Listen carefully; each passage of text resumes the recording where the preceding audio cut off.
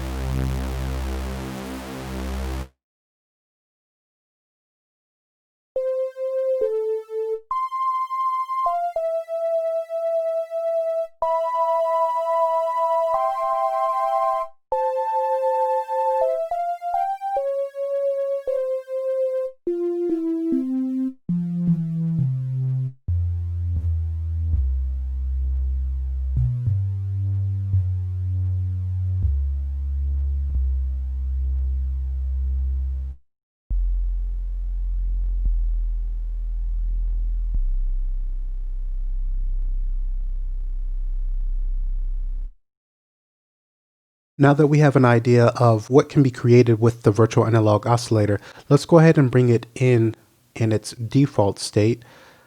I'm going to just collapse that and then drag directly on the analog. I'm going to hold at the top, just above C3, so we can spread that across the keyboard and have our root note set to C3.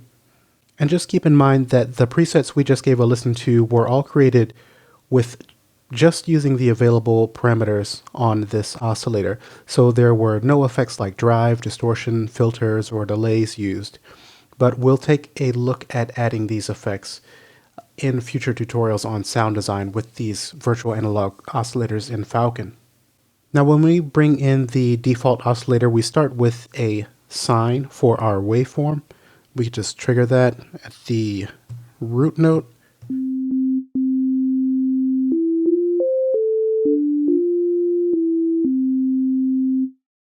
And by clicking on the window here, we can choose a different waveform type. So if I click once, we can see that we can choose between saw, square, triangle, sine, noise, and pulse.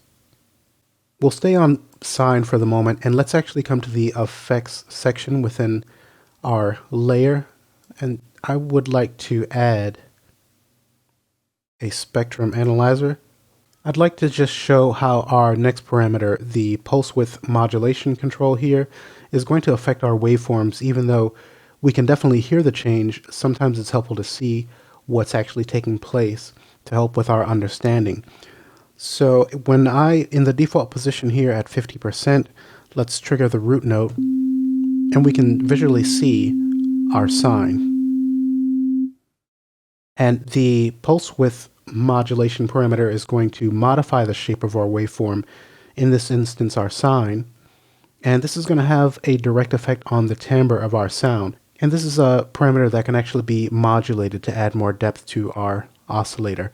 Let's just go ahead and give a listen and look. So as I adjust this, we can hear and both see the changes to our waveform.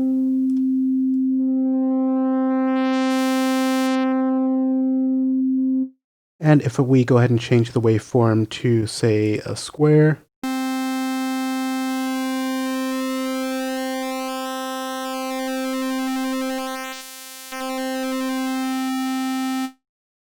now I'm just going to hold Alt and click to take that to its default position.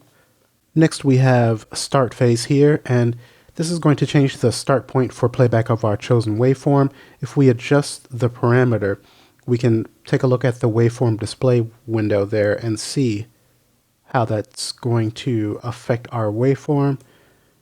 If I come to the triangle, so we can definitely see the change to the start point of our waveform. Now this isn't going to affect the sound so much here.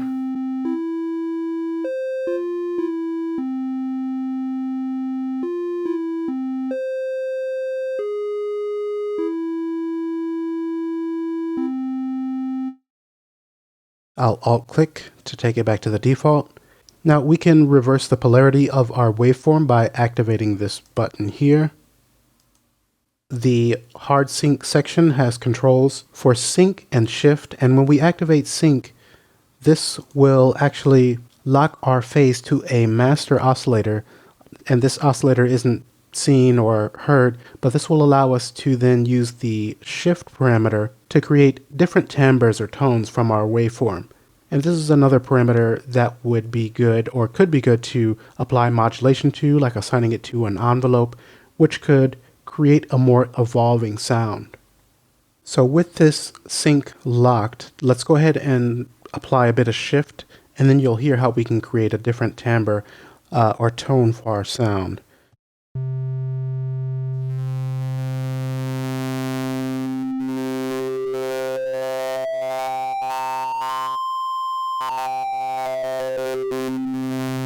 Let's try that with a different waveform. Let's say come back to the square.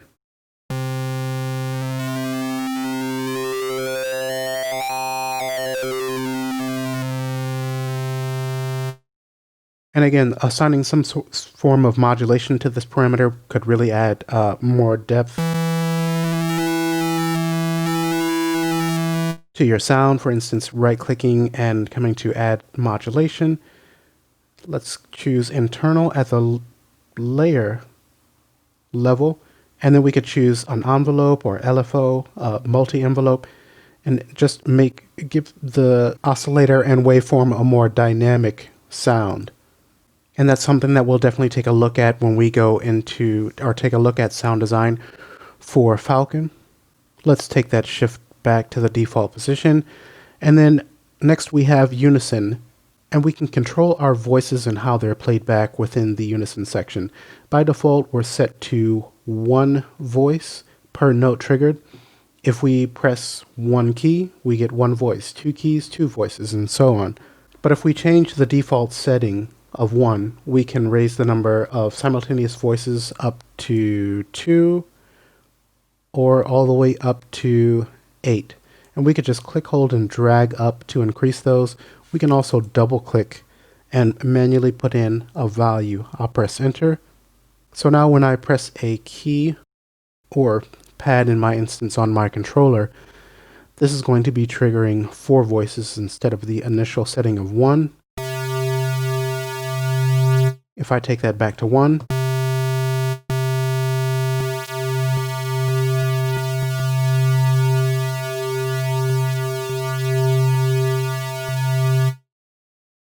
now below our voices window, we have several different settings for our phase spread.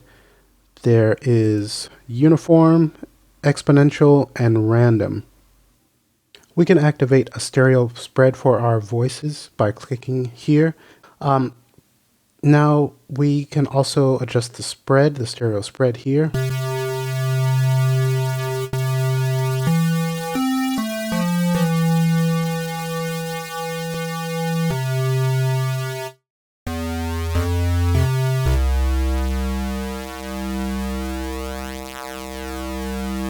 And we can choose between hard and uniform.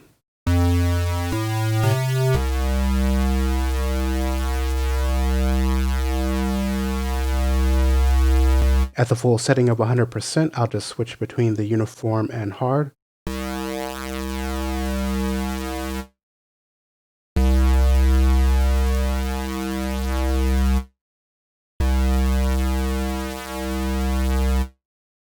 Alright, and finally we have a section for detuning if you'd like to apply it. By default that's going to be on 10%, but we can also take that down to 0. So if we start at 0 and just increase this all the way to 100%,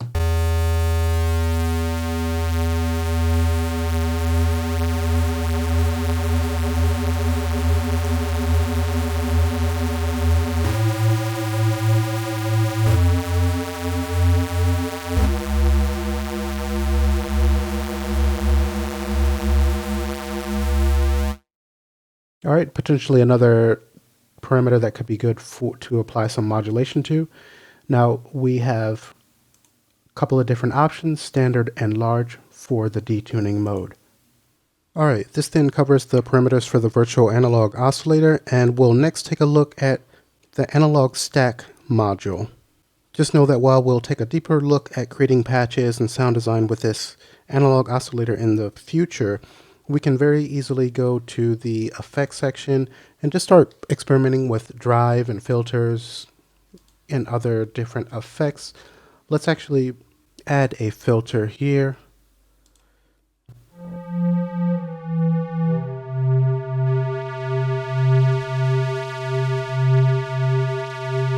Take up the resonance a little bit.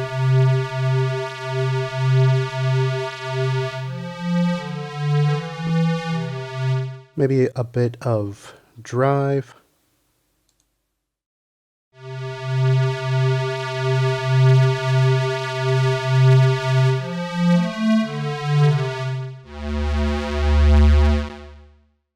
Some delay.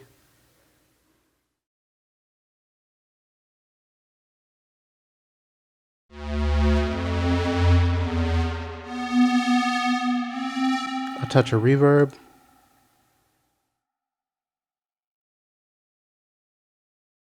Let's take the mix down a little bit.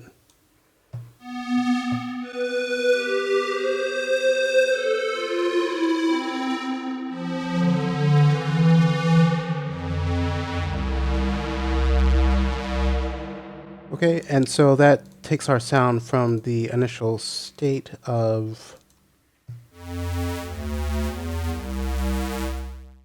Alright, so there's tons of experimenting that you can do, and of course with these effects you can come up to the upper right hand corner and just try out different presets as a place to start with when you're experimenting, particularly if you're just getting new to creating your own patches and sound design.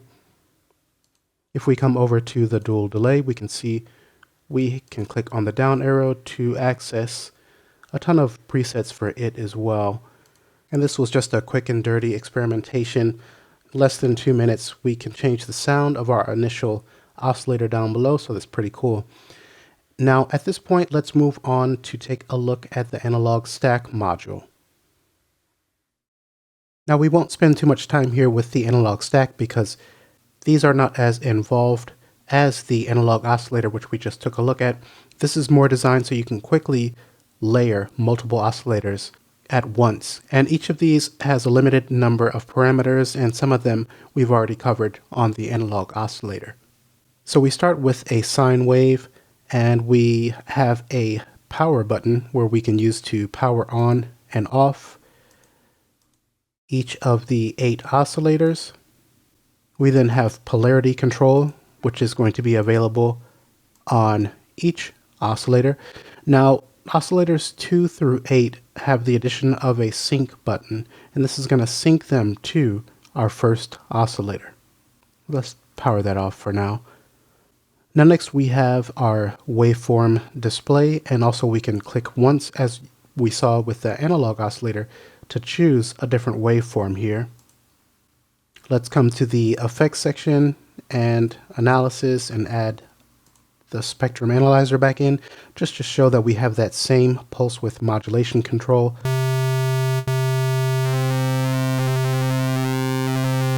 We have the phase so that we can alter the start of our phase. It's kind of hidden behind that pop-up display window, but same control as we saw in the analog oscillator. We then have a mixer section. This first one here will allow us to set the level of each oscillator. Let's go ahead and activate this. So now that that's activated, we have the square and sine both playing back. If I would like to take the level down for our square, now we can hear that sine.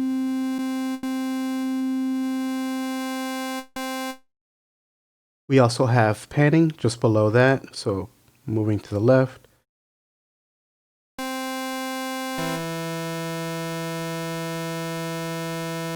We can then adjust the panning for each of our oscillators. We can alt-click to take those back to their default position. We then have a transposition section down below, and we have octave, semitone, cent, and pitch. Now there's going to be a difference between these pairs because the octave and semi are going to be used for the transposition of MIDI information coming in to our stack here, whereas the cent and pitch are going to be used for transposing the audio, so after the MIDI has reached our oscillators.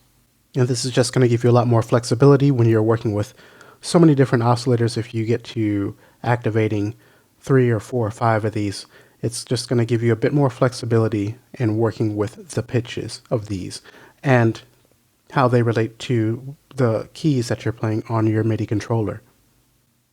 And to finish up, maybe we could just take a look at some of the presets that are included for the analog stack. We listened to several of the analog oscillator, so these will just give us an idea of the sounds that we can create with these, and in future sound design tutorials we'll go more into depth on creating our own. Let's click once to highlight our key group. In the mapping editor, I'll press delete. Let's bring in this here.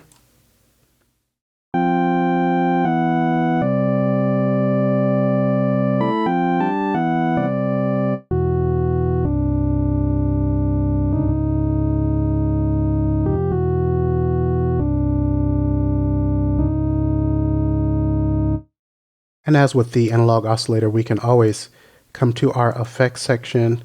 Let's bring in a delay.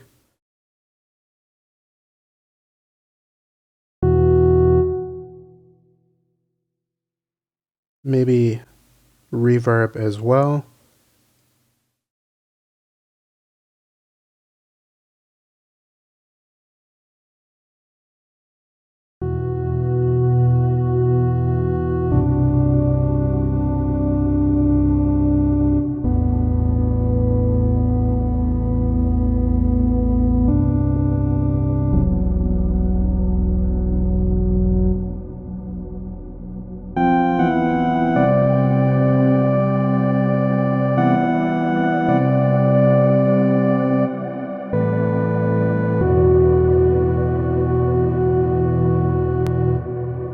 And we've got instant amazing. Let's again click the key group in our mapping editor, press delete to take that out. Let's try a couple of these. I'll just leave these same effects on.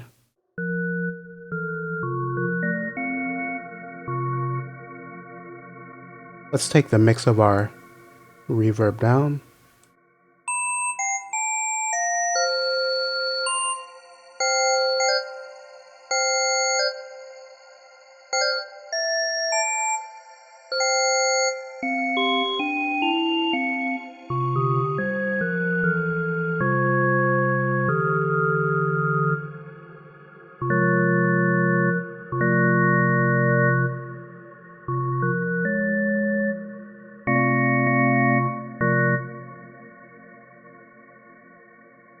And let's try one more.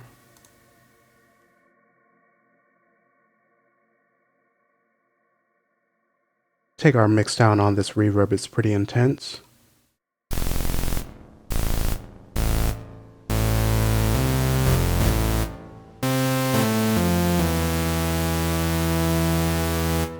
Let's take the reverb off actually.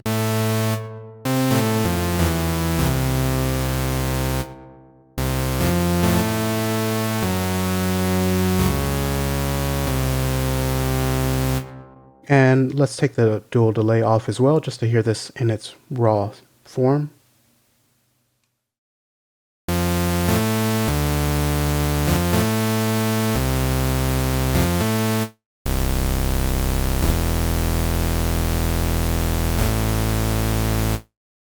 And so we can see exactly what's going on here. We've got a saw, a square, and a noise oscillator.